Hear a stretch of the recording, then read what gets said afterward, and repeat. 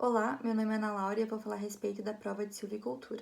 Bom, então, de acordo com as informações fornecidas na questão 1, eu escolhi a espécie Eucaliptus grandes justamente pela boa aptidão para a formação de madeiras grossas, pela sua performance quando se fala de produção de móveis e também pelo fato de se adequar ao clima CFA. Porém, ele não é adaptado a geadas, então quando tiver uma questão de geada, ele pode sofrer um pouco. Então, considerando que o plantio do eucalipto será realizado em setembro deste ano, algumas atividades pré-plantio devem ser realizadas. Então, no primeiro ano, no mês de maio, deve ser realizada uma análise de solo. Em julho, deve ser feita uma gradagem para realizar uma limpeza inicial da área e realizar o controle de formigas, aproveitando o período seco para ter uma melhor eficiência da aplicação. Já em agosto, devem ser realizadas a aplicação de calcário dolomítico nas doses de 1 a 2 toneladas por hectare, de acordo com a análise do solo. Deve ser feita também a subsolagem da linha, com profundidade entre 40 a 60 centímetros, e o coveamento na linha subsolada. O espaçamento utilizado será de 3 por 2, realizando o desbaste no decorrer dos anos até diminuir para 200 árvores por hectare, aos 20 anos de idade. Em setembro, então, será feita a aplicação de herbicida na área total para auxiliar no arranque das mudas.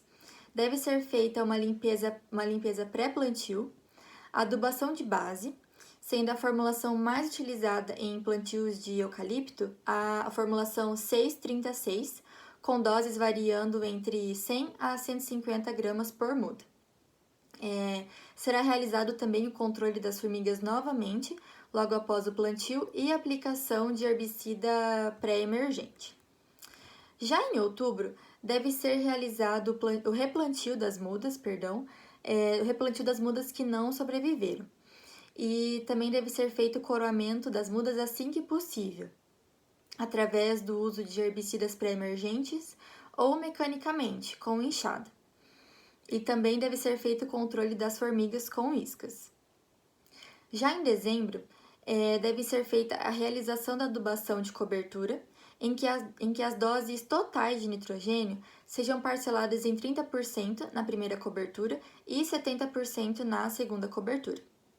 Também deve ser feita a adubação de cobertura com os micronutrientes, principalmente o boro, o zinco e o cobre, na formulação de 20-0-20 ou 25-20.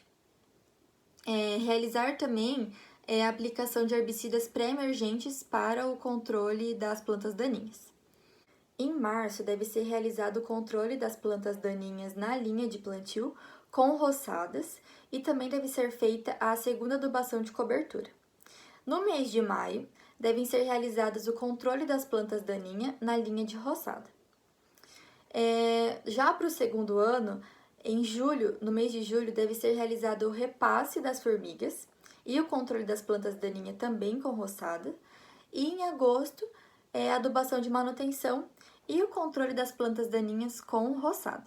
Bom, sobre a questão 2, alguns cuidados devem ser tomados quando se deseja implantar um sistema agroflorestal.